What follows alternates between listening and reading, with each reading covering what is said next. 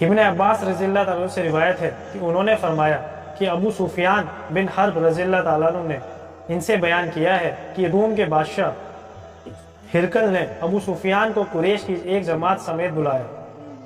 یہ جماعت صلح حدیبیہ کی تحت رسول اللہ صلی اللہ علیہ وسلم اور کفار قریش کے بیچ طے شدہ وعدے کی مدت میں ملک شام تجارت کی ضرورت کے لیے گئی ہوئی تھی۔ یہ لوگ الہیہ بیت المقدس میں اس کے پاس وہ حاضر ہو گئے۔ ہرقل نے انہیں اپنے دربار میں بلایا۔ اس وقت اس کے درد گرد روم کے سردار بیٹھے ہوئے تھے۔ پھر اس نے ان کو اور اپنے ترجمان مطلب بتانے والے کو بلا کر کہا، وہ آدمی جو اپنے آپ کو نبی سمجھتا ہے، تم میں سے کوئی اس کا قریبی رشتہ دار ہے؟ ابو سفیان نے کہا، میں اس کا سب سے زیادہ قریبی رشتہ دار ہوں۔ جب ہرقل نے کہا، اسے میرے قریب کر دو اور اس کے ساتھیوں کو بھی قریب کر کے اس سے سوال پوچھو۔ اس کے بعد ہرقل نے اپنے ترجمان سے کہا، ان سے کہو کہ میں اس آدمی سے اس آدمی نبی کریم صلی اللہ علیہ وسلم کے متعلق سوالات کروں گا۔ اگر یہ غلط بیان کرے تو تم لوگ اس کو جھٹلا دینا۔ ابو سفیان رضی اللہ عنہ کہتے ہیں کہ اللہ کی قسم، اگر جھوٹ بولنے کی بدنامی کا ڈر نہیں ہوتا تو میں محمد صلی اللہ علیہ وسلم کے بارے میں ضرور جھوٹ بولتا۔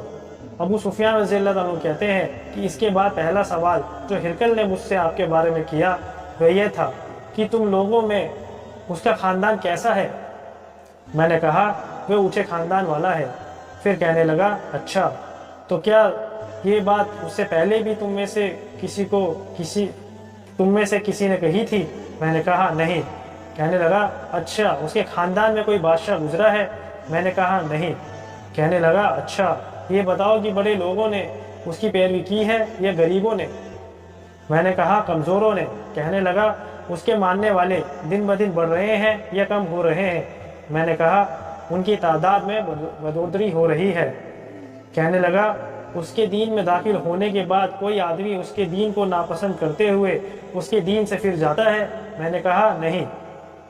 کہنے لگا، اس نے جو بات کہی ہے، کیا اس دعوت نبوت سے پہلے تم لوگ اس کو جھوٹا کہا کرتے تھے؟ میں نے کہا، نہیں۔ کہنے لگا، کیا وہ دھوکہ دیتا ہے؟ میں نے کہا، نہیں، البتہ ہم لوگ اس وقت اس کے ساتھ صلح راضی نامے کی ایک مدت گزار رہے ہیں، معلوم نہیں اس میں وہ کیا کرے گا۔ ابو سفیان کہتے ہیں کہ اس جملے کے سوا مجھے اور کہیں اپنی طرف سے بات داخل کرنے کا موقع نہیں ملا۔ کہنے لگا، کیا تم لوگوں نے اس سے جنگ لڑی ہے؟ میں نے کہا، جی ہاں۔ اس نے کہا، پھر تمہاری اور اس کی جنگ کیسی رہی؟ میں نے کہا، جنگ میں ہم دونوں کے بیچ برابر کی چوٹ ہے، کبھی وہ ہمیں نقصان پہنچاتا ہے، کبھی ہم اسے نقصان سے دو چار کر دیتے ہیں۔ کہنے لگا، وہ تمہیں کن باتوں کا حکم دیتا ہے؟ میں نے کہا، وہ کہتا ہے صرف اللہ کی عبادت کرو اور اس کے سوا کسی کو شریک نہ کرو، جن کی تمہارے باپ دادا عبادت کرتے تھے ان کو چھوڑ دو، اور وہ ہمیں نماز، سچائی، پرہیزگاری، پاک دامنی اور قریب لوگوں کے ساتھ اچھا برتاؤ کرنے کا حکم دیتا ہے۔ اس کے بعد ہرقل نے اپنے ترجمان سے کہا، تم اس آدمی ابو سفیان سے کہو کہ میں نے تم سے اس آدمی نبی کریم صلی اللہ علیہ وسلم کا خاندان پوچھا تو تم نے بتایا وہ اونچے خاندان کا ہے، اور رواج یہی ہے کہ پیغمبر ہمیشہ اپنی قوم کے اونچے خاندان میں بھیجے جاتے ہیں۔ میں نے پوچھا کہ کیا یہ بات اس سے پہلے بھی تم میں سے کسی نے کہی تھی؟ تم نے بتلایا کہ نہیں۔ میں کہتا ہوں، اگر یہ بات اس سے پہلے کسی اور نے کہی ہوتی تو میں کہتا وہ آدمی ایک ایسی بات ہی نقل کر رہا ہے جو اس سے پہلے کہی جا چکی ہے۔ اور میں نے پوچھا کہ اس کے بزرگوں میں سے کوئی بادشاہ گزرا ہے؟ تم نے بتلایا کہ نہیں۔ میں کہتا ہوں کہ اگر اس کے بزرگوں میں کوئی بادشاہ گزرتا تو میں کہتا کہ وہ آدمی اپنے باپ کی بادشاہت کا چاہنے والا ہے۔ میں نے پوچھا کہ جو بات اس نے کہی ہے، اس دعوت نبوت سے پہلے تم نے کبھی اس پر جھوٹ بولنے کا الزام لگایا تھا؟ تو تم نے بتلایا کہ نہیں۔ میں اچھی طرح جانتا ہوں کہ ایسا ہو ہی نہیں سکتا کہ وہ آدمی لوگوں کو جھوٹ باندھنے سے بچے اور اللہ پر جھوٹ بولے۔ میں نے یہ بھی پوچھا کہ بڑے لوگ اس کی پیروی کر رہے ہیں یا کمزور؟ تو تم نے بتلایا کہ کمزور لوگوں نے اس کی پیروی کی ہے، اور حقیقت یہ ہے کہ اس قسم کے لوگ ہی پیغمبروں کے ماننے والے ہوتے ہیں۔ میں نے پوچھا وہ بڑھ رہے ہیں یا کم ہو رہے ہیں؟ تم نے بتلایا کہ اس کی تعداد لگاتار بڑھ رہی ہے اور در حقیقت ایمان کا یہی حال ہوتا ہے یہاں تک کہ وہ پورا ہو جاتا ہے۔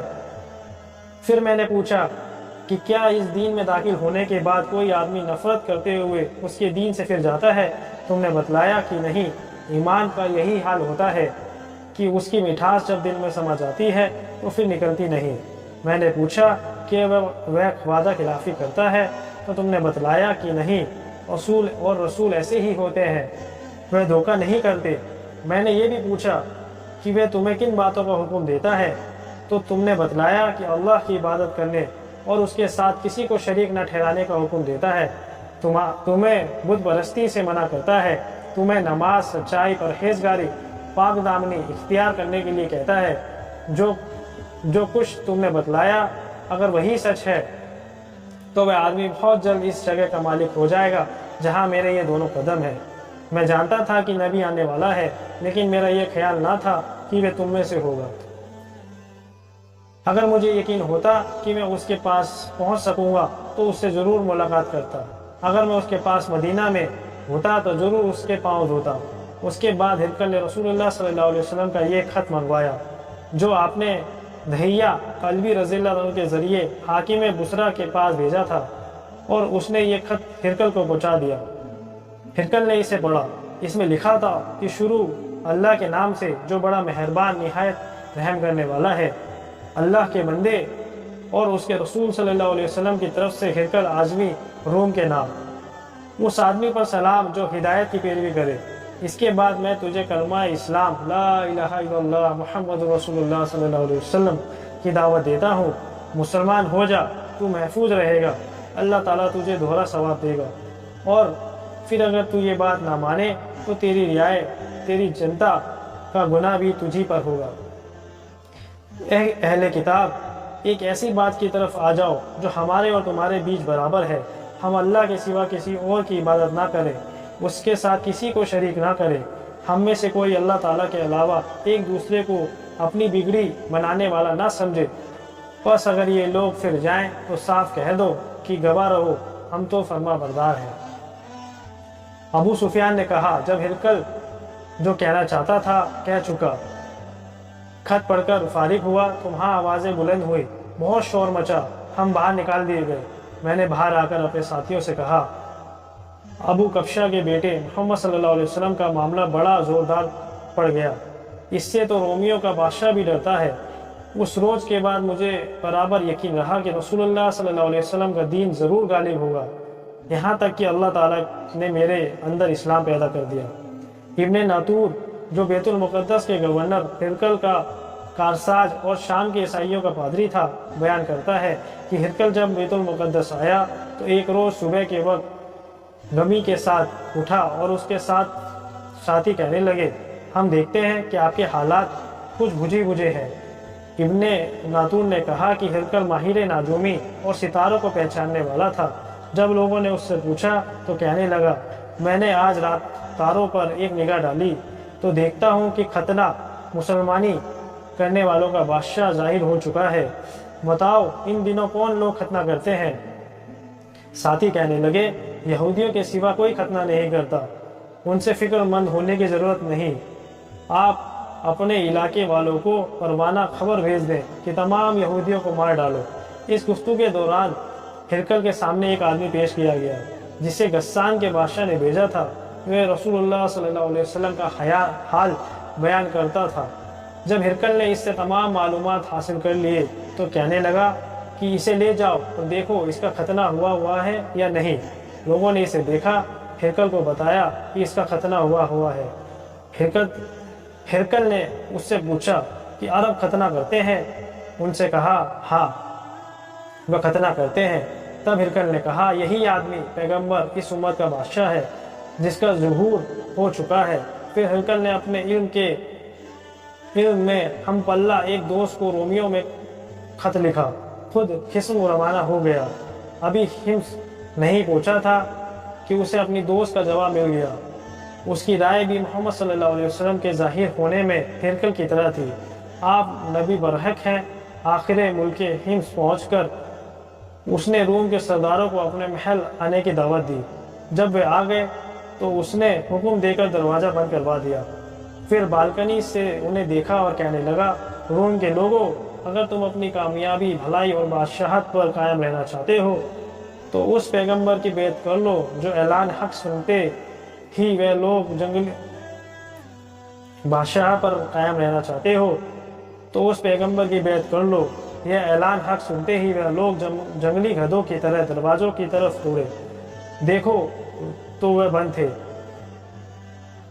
اب جب ہرقل نے ان کی نفرت کو دیکھا تو ان کے ایمان لانے سے مایوس ہوا تو کہنے لگا، ان سرداروں کو میرے پاس لاؤ۔ جب وہ آئے تو کہنے لگا کہ میں نے ابھی جو بات تم سے کہی تھی وہ صرف آزمانے کے لیے کہی تھی کہ دیکھو تم اپنے دین پر کس قدر مضبوط ہو۔ اب میں وہ دیکھ چکا ہوں۔ پھر تمام حاضرین نے اسے سجدہ کیا، اس سے راضی ہو گئے۔ یہ ہرقل کے ایمان لانے کے متعلق آخری معلومات ہے۔ یہ ماشاءاللہ ہماری 7ویں حدیث کمپلیٹ ہو گئی ہے، بہت بڑی حدیث تھی، ٹھیک ہے، لیکن اس میں فائدہ بھی لکھا ہوا ہے، وہ بھی آپ کو بتاتا ہوں میں۔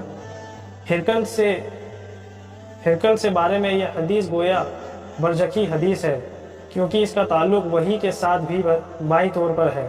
ہرقل جو عیسائی مذہب کا ماننے والا تھا، اس نے رسول اللہ صلی اللہ علیہ وسلم کی رسالت کا اقرار کیا، جو وحی کا نتیجہ ہے۔ اس حدیث کا کتاب الایمان سے بھی تعلق ہے، کیونکہ ایمان کی امتیازی پہچان لگاتار عمل اور پیروی ہے، جو ہرقل میں نہ تھی۔ واضح تصدیق اور اقرار موجود ہے، لیکن اس کے مطابق عمل نہ کرنے سے کافر ہی رہا۔ حافظ ابن حجر نے لکھا ہے، امام بخاری نے اس کتاب کو حدیث نیت سے شروع کیا تھا، گویا آپ یہ بتانا چاہتے ہیں کہ اگر ہرقل کی نیت درست تھی تو اسے کچھ فائدہ پہنچنے کی امید ہے، ورنہ اس کے مقدر میں ہلاکت، بربادی اور تباہی کے سوا کچھ نہیں۔